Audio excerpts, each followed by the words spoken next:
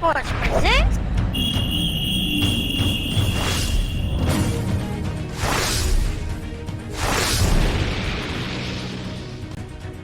Oh, man, it is Christmas in January. What's up, brother? I'm feeling fantabulous.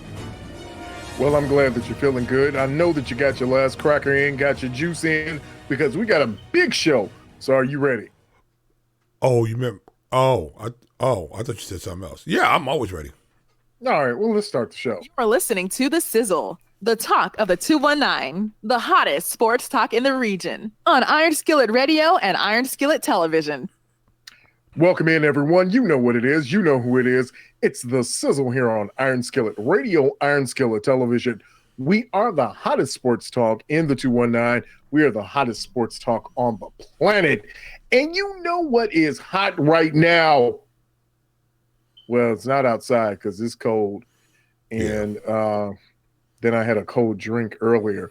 So it's not that either. But what is hot stove talk. Well, kind of like lukewarm. I thought hot stove talk was like baseball talk, like hot stove talk. Isn't that baseball talk? I thought you were talking about making moves and deals, and it was getting, hot and steamy in the room, that it was hot stove talk.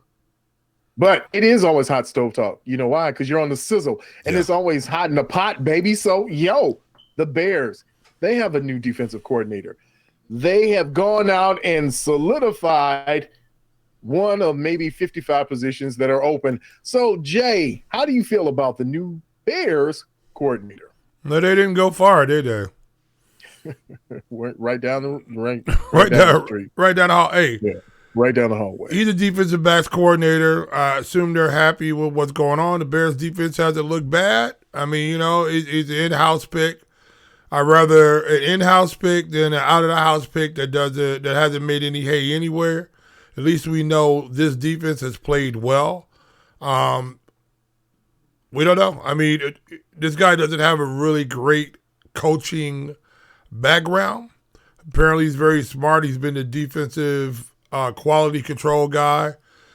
He's worked for only about 2 colleges before he got into the NFL. So we'll see. I'm pretty sure we're going to see pretty much what we already saw with the Bears. I don't think that's going to be a big change, and that's not necessarily a bad thing.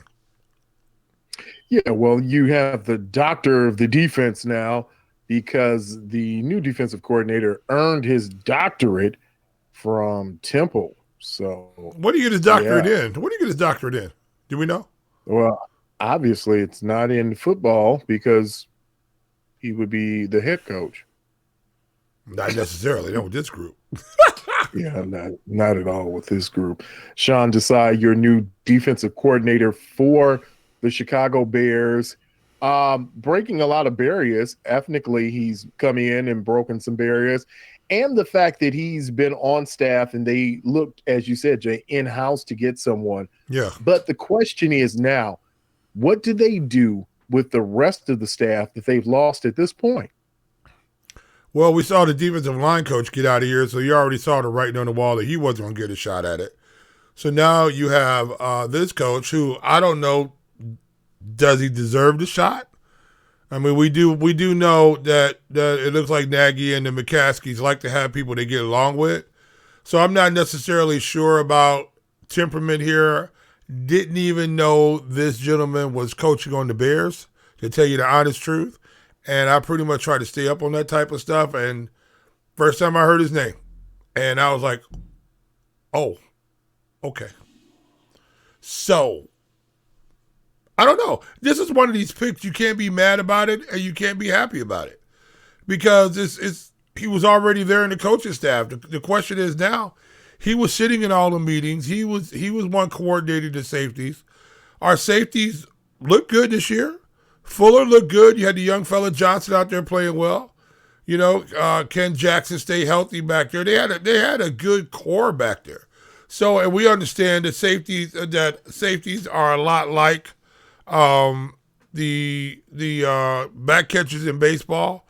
They sort of know exactly what's going on in the defensive scheme of things. So overall scheme-wise, he would know all the 11 positions on defense and what that has to do because he has to coordinate those safeties with everybody. So I'm sure he has a grasp of what's going on. So, and he already has a top flight group to be working with. You got Khalil Mack still there. You got Danny Trevathan, who's underrated. You got Roquan Smith, who should be a Pro Bowler. And so you got a number of guys on this defense that play really well. So if he could just put him in the right positions and possibly maybe get him a little bit more aggressive than what Chuck Pagano had, maybe we might see a defense that might even be better. So, I mean, I'm not here nor there either way with it. I'd rather them do this in-house with a guy who already knows the scheme than bring some guy out here and now you got to put all new terminology in, all new everything else, and now you got guys out there confused when the season starts. Well, let's give a little breakdown. Let's give some tasty nuggets and some morsels. First of all, Sean Desai does have his doctoral degree that he got from Temple. It's in educational leadership. So he was going to work on the collegiate level as a professor there at Temple. Now, with that as a given, did you know that he was given his shot by Mark Trestman? Mark Trestman was who hired him as a quality control coach in 2013. Mm-hmm. Then he stayed on not only through Trestman's administration, but through John Fox and now through Matt Nagy. And he is also credited as being the second-hand, right-hand man of your guy, Vic Fangio. You know, you have a lot of former players like Cal Long and especially Sam Acho who've been banging the drum and saying he should be the replacement. Even when they went out and they got a replacement, they said, wait a minute, this is the guy. He's the guy. So when Chuck Pagano got there, people were like, no. You've got somebody on your staff. And one last tasty morsel. He is the Indian descent coach or coach of Indian heritage to coach in the NFL. So He's a trailblazer, history maker, a melanated brother who will come in and help to fix a defense that he was credited for in 2018 as being the co-crafter of what they did. So with that said, Jay, are they going to stay a 3-4 team or a 4-3 defense? I mean, if it ain't fixed, don't break it. But I'm wondering if they're going to try to get Khalil Mack's hands down into the ground and just make them pass rushers. Because we saw with them dropping back into coverage, I think that takes a little bit out of what this defense is all about. So do we want Khalil Mack just to put his hand in the ground and just come off on the ball? All depends. We still got to scheme him out of being double teamed. So that's the biggest thing we got to deal with right now. Are they going to be playing a lot of cover 2? You know, are we going to come up and see some cover 1 and try to disrupt these wide receivers coming off of their pass routes or where they're getting off the ball, and so to make those quarterbacks have to hold the ball longer and hopefully get a Khalil Mack and other people like that opportunities to get to the quarterback. So it would be nice. It would be nice to see. It all depends what his defense is able to do. Can Khalil Mack get there? Can he put his hand in the ground and come off on the ball? Don't know. We haven't seen him do that on a regular basis. We don't know. We don't know if he's going to get swarmed to get ate up in the run game. Sometimes guys like that, when they have to come down and play in front of those tackles all the time, and now you got to defend the run right in front of that tackle, we might see a lot of double teaming of a Khalil Mack, and all of a sudden we start seeing him getting rolled up in these piles, because that's definitely a scheme I would work at on the Khalil Mack, would be definitely trying to double team him in the run game and start putting some bodies on him and get him slowed down in the pass rush. One of the things we think we know, is that some of the coaches, the DC's new coaching style, will focus in on more cover 3, cover 4, and cover 6. So, Jay, for those who don't know, what is a cover 6?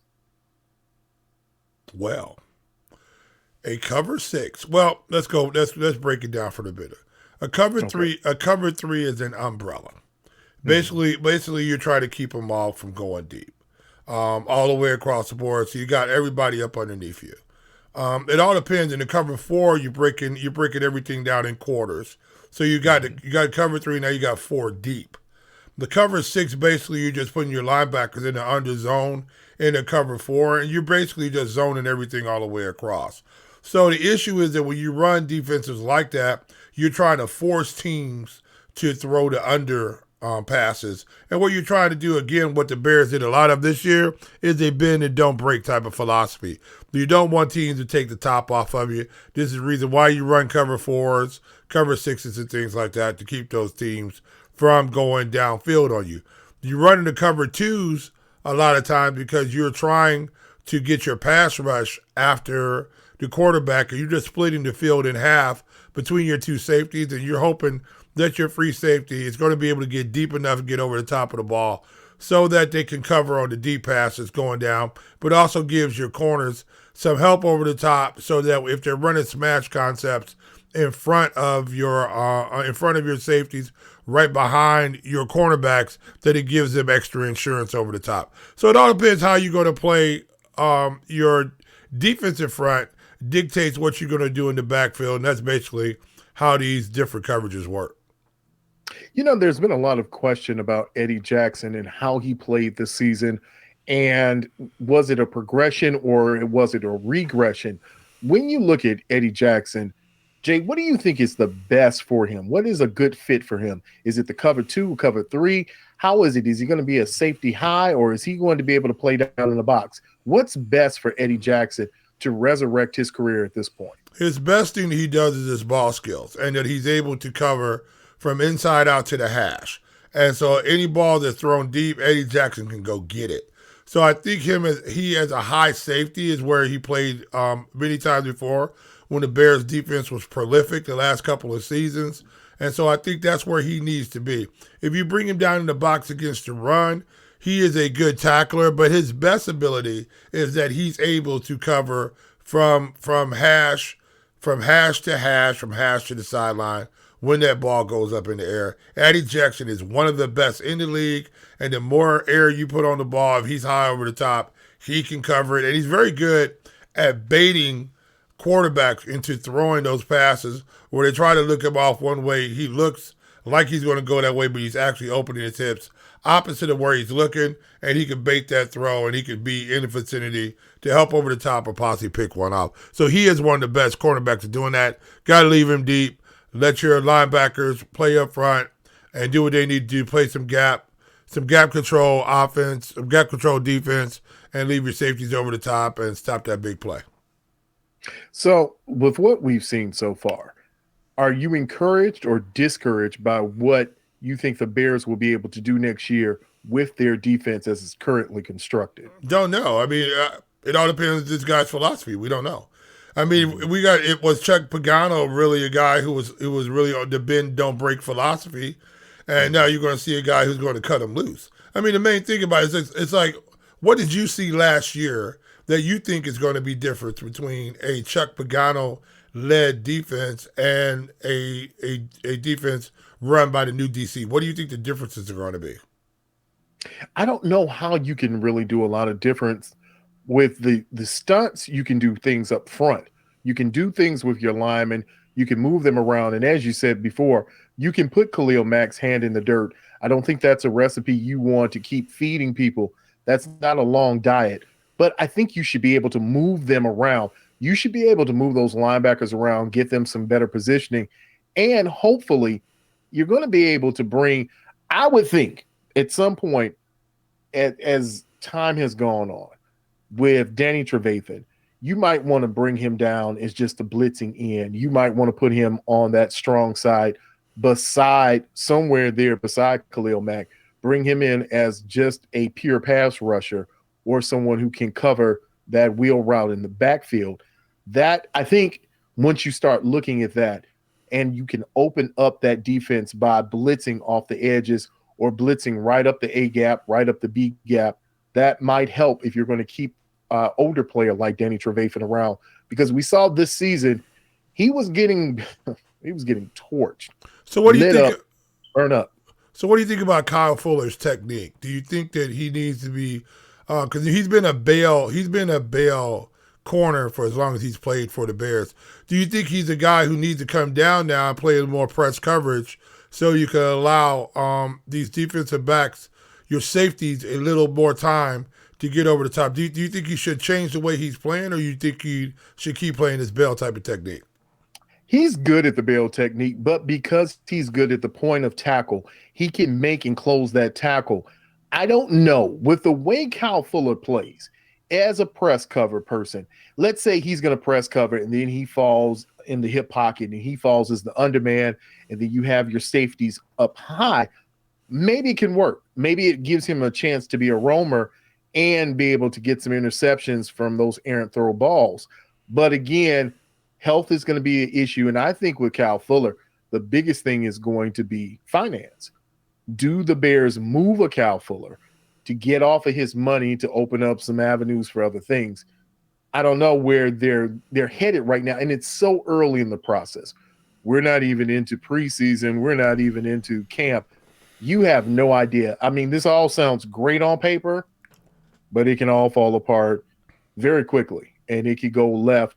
Because I'm not sold yet on the rookies, but I wasn't sold on Buster Screen. I wasn't sold on a lot of what they do in their secondary. So right now, I think you help Eddie Jackson, put him up high. You help Kyle Fuller do what he does. And maybe with a Jalen Johnson, maybe you make him more of your press man corner, wherein he can come up, support on the run. He can come up, do that bump and run. Something's got to change, but I just don't know what at the moment. Yeah, I really don't know, because we don't know what they're going to have. We really can't even have this discussion until August when you've seen what they've done in preseason. You've seen some of the moves they made. You see some young guys that they brought in. Right now, the only thing I can tell you is that the new DC is the favorite of Sam Acho. And Sam Acho was one of the smartest special teamers in the history of the NFL. Yeah. Okay. And Kyle Long likes him a lot. Oh, that's fabulous. A whole lot. Yeah. That's fabulous. We'll see what we get. Yeah, I mean, you'll see what you get. But I know one thing that you won't get. You won't get the Bears playing in an AFC championship or an NFC championship. I was about to say, I don't think the Bears would be playing in the AFC championship. That might be a little difficult. No, but I mean, I would love for them to play in any championship right now. But you're not going to see them in the AFC. But somebody you are going to see in the AFC is you're going to see the young bloods. You're going to see those thoroughbreds. You're going to see the youngsters playing. You're going to see the Patrick Mahomes as he gets the pat discount on things. And then you're going to see that young, dashing young man from Buffalo as he goes to do Buffalo things to the Chiefs. Can you do Buffalo things to the Chiefs? Yeah, I don't know. I don't know where you're going with that one. I don't know. But you can slather them down in buffalo sauce and then eat them up like hot wings. Don't know. Yeah, you weren't ready for that one. No. So Jay, let's focus in. Let's look at the AFC Championship game. You know where I stand, but what are your thoughts on what's getting ready to happen in the AFC in the championship game for all the marbles? Josh Allen is going to throw this football for about 400 yards. Okay. And they're going to rush for about 35. And Josh Allen is the most important quarterback to play between the four quarterbacks right now because he is the one who's going to have the offense in his hand. This is a guy who's just been getting better and better and better. The quarterback out of Wyoming who was throwing the ball all over the yard a few years ago, getting it picked all over the yard. And all of a sudden, he had an epiphany, and this guy's accuracy has went up tremendously. Plus, he's got the wheels to run away from people if they need to. He's healthy. He's going to throw the ball over the yard. Right now, I just think Josh Allen, against this defense that the Kansas City Chiefs are going to put out there, I think Josh Allen is going to take advantage of this defense, and I think you're going to see him throw for a ton of yards. Interesting. Because on the other side, I see Patrick Mahomes and a running game and a superb receiving core. I see them overwhelming Buffalo. Now, let's look at last week's game with Buffalo. Buffalo won 17-10, and it wasn't a rousing victory. It was a very limited, and I know they changed what they did, their schematic, to go in and play a Baltimore team, but I was not impressed by any stretch of the imagination by what Buffalo did. And given the fact that Kansas City went in and put the Foom Fops. Now, I know this year Kansas City has not had a... They put the Foom Fops on them? Yeah, well, did they win? That was a Foom and a Fop. That wasn't a Foom Fop they put on.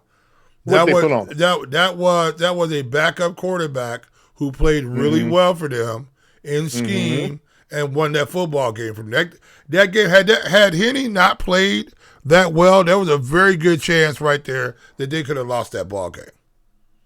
No, and you're looking they at weren't going to lose to Cleveland. You're looking at a Patrick Mahomes who is hurt. No, you're looking at who's hurt. His foot, that toe is a problem. And we saw him when he was trying to move. He can't move. He can't move. I don't know. They're going to shoot it up. I don't know if he's going to have the same mobility that we're used to a Patrick Mahomes having. Now, here's the issue with the Chiefs. We know they are a Tyreek Hill big play club. And they know they're going to get Tyreek Hill running across the formation like he always does. If there's a way for the Bills to scheme that Tyreek Hill is not running across those formations and they can get to a Patrick Mahomes who doesn't have the mobility there, it's a very strong possibility. If they take some of Tyreek Hill out of this ballgame, it's a very strong possibility that this defense is going to play well enough to keep that running game in check. Look, the Bills are better than what you think they are. I really believe that. That game was tight, but Josh Allen, again, it's all in his hands. I think it's going to be a far better game than most people think it's going to be. I think it's going to be an insightful game, but when you're looking at Devin Singletary as your main running back, and then you got a rookie coming in, the thing about the Bills that is most telling, and the thing that really, even though they came alive in the last few weeks of the season, they weren't playing any strong competition, and you saw it. They haven't been great. They don't have a running game. And the one thing you can say about Hilaire coming back this week is that the Chiefs have not only a running game, but they have arguably the best tight end in the game. So even if you're not doing great, you still can dump it off down the seam. You still have Tyreek Hill. You still have, you have Sammy Watkins coming back. Oh, you've got other players who are going to be on the field who can do some things. Isn't there a guy named Le'Veon Bell out there somewhere? There's some players out there. The Chiefs have some players. They've got a great offensive line. So even if Patrick Mahomes is a little gimpy on the foot, which everybody I think at this point is a little gimpy, I don't think it's going to be a major problem for them. The only thing that's been a major problem for the Chiefs this season is the Chiefs don't have a season where they do blowouts. They don't jump on teams. It's not really big blowouts. But one telling stat about the Chiefs that I thought was very interesting and very telling is this year they've averaged 30 points against non-playoff teams, 28 against playoff teams. That's not the same for Buffalo. And so in that mix somewhere, I believe the Chiefs come out on top. If not by a touchdown, maybe by two. Yeah, I just don't think the Bills are going to let them take the top off of them. So they're going to force Patrick Mahomes to sit in the pocket and read up underneath and get rid of the ball short and push the ball down the field. I don't think you're going to see it. The last time the Bills played against them, the Chiefs didn't have a pass over 20 yards completed. So what I'm saying is that I think they're going to employ some of the same strategy and make Patrick Mahomes pick him apart, because the biggest things the Chiefs have is Tyreek Hill running free across formations. That's their biggest play. He starts off on one side, and it's just a straight foot race to the other side, to the pylon.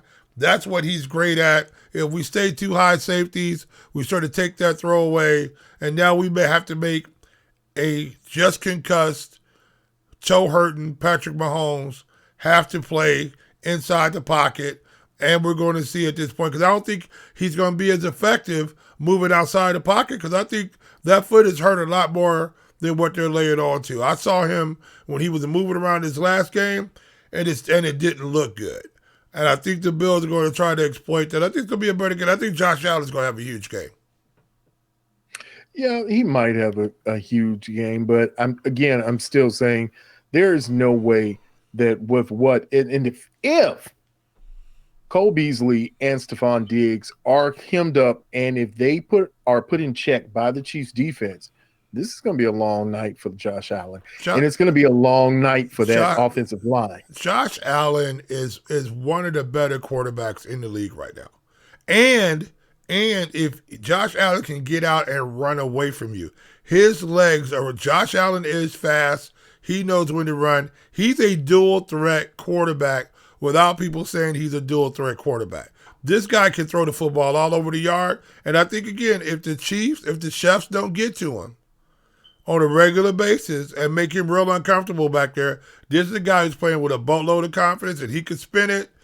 I'm telling you, I don't think this is going to be the over and all just Chiefs going to win this hand down when they come out the locker room. I just don't think that's what's going to happen. Well, I don't see how especially if the Chiefs defense can hold Josh Allen in the pocket. If you make offensively on the other side for the Chiefs, if you make Travis Kelce your go-to, if you make Hilaire the running back, and if you allow him to do what he does, and that's catch those little passes out the backfield, that's go up that A and B gap and gut that defense of Buffalo's that's not great. I mean, they've got names, but they're not a great defense by any sense of the imagination. That's where the game can be won and lost. Not so much what you're seeing with what's going on with Mahomes. It's the rest of that Buffalo defense that if they have a letdown, and we're not talking about what's going to happen with Josh Allen, we're saying defensively, their defense is not on par with the Chiefs offense. Oh, wow. So I'm predicting that the Chiefs go in and do the same thing they did to the Bills earlier this season, and that is put a slap on them. The Bills are a better game than they played in that sixth game. In that sixth game of the year, it's a better team, and you got a slowed down Patrick Mahomes. I don't think it's going to be all that clear and cut, but that's why they got to play the football game, so we'll find out. Yes, it is. And that is why in the AFC, you've got a spectacular game. But then in the NFC, you've got the Bay of Pigs. You've got the old graybeards. It's the Bluebeard Bowl. And it starts with your man, TB12, and everybody's man, that bad man, Aaron Rodgers. So you've got grandpa and grandpa action. Jay, who wins out of the Grandpa Bowl? Biggest thing, who's going to win in this game is going to deal with what the Tampa Bay defense and secondary is going to be able to do. I believe they're going to come out and play two high safeties over the top. But what they're going to have to do is mix up because Aaron Rodgers does not fare as well against a zone as he does man-to-man because he has Devontae Adams and a wide receiver that's really good at winning right off the line. But, however, we're going to have to look. They're going to have some press coverage on Devontae Adams to come down and slow him down instead of running free through that secondary. You also see that you got a defensive lineman back for Tampa Bay. Big Otta's coming back. The big Samoan. He's coming back. He fractured an ankle, but he's going to be back. You got a dangerous man in the middle. I believe Dominican Sue is still in there. A man-child who plays more snaps than any other defensive lineman in the NFL. So you're looking at a defense, I think, that's going to try to get after Rodgers. I think this is a better defense, one of the better defenses he's seen. And I really believe right now that Tampa Bay defense is going to make things difficult for Aaron Rodgers. And we're going to have to see, can the discount double check make it work one more time? Yeah, you've got a lot going on. And one of the fun facts about Aaron Rodgers is the last time he was sacked this season was against Tampa Bay. So it's been a while since somebody's been able to get back to Aaron Rodgers, put some pressure on him and touch him. But as you said, Jay, with that zone coverage that they'll be able to play, and they'll be able to mix in man coverage, I think they're going to get back and touch him a few times. Is they don't like to be punched in the mouth. They don't like it. They don't like to be manhandled, and they don't want you sitting there doing things to them aggressively, because they want to be the aggressors. They want to be the ones who manhandle you, not have you handle their manhood all over the field. Wow. And you're also looking at with Tom Brady. Tom Brady has the best set of weapons he's ever had, even with Antonio Brown out. You still got Mike Evans. You got Chris Godwin. And I'm going to tell you the guy you better watch out for. That kid who made that catch, that spinning around catch on the sidelines, and nobody in the world was going to catch that, Tyler Johnson. That kid's going to play now because you have Antonio Brown out. You still got Rob Gronkowski coming out there, and you got Cameron Brate. This is the best set of weapons Tom Brady has ever had. I think they're playing better. I think right now the Packers are going to have to take chances to send people after Brady. I think you're going to try to see them blitz and try to hit Brady. But if they don't get to Brady and they let Brady start airing this ball out 20 yards downfield, I think Brady is going to pick this defense apart. I really do. They got to blitz Brady. They got to blitz Brady. They got to hit Brady. He's not Aaron Rodgers. He's not going to escape outside and extend plays. And that's what the Tampa Bay defense has to worry about with Aaron Rodgers letting Devontae Adams slip behind him. But this Tampa Bay offense, if he sits in the pocket and he's able to get it to Mike, especially in the red zone, you talk about Rob Gronkowski, I think you're going to see Rob Gronkowski going to get targeted 7, 8, 9 times in this ball game, because I think he's just a nightmare for these linebackers. And you get a big dose of Rob Gronkowski. They have been playing him sparingly for this time right now. I think they haven't been throwing the ball to Rob Gronkowski because they don't want to see him get beat up. This is the last season for Rob Gronkowski anyway. So they're going to throw the ball down to him. He's going to take hits, but he's going to catch it.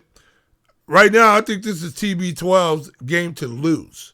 I really believe this. Aaron Rodgers is the baddest man on the planet. I think so. I think he's going to be MVP. But right now, you just gave Tom Brady the keys to a Ferrari, where he's been driving a microbus for a long time up there with the Patriots.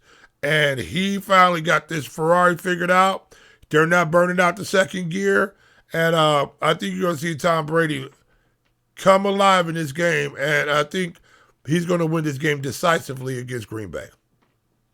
Green Bay has a good committee of running backs with Aaron Jones leading the way. But Tom Brady has Leonard Fournette and Ronald Jones. Ronald Jones may be one of the most underrated running backs in the league this season.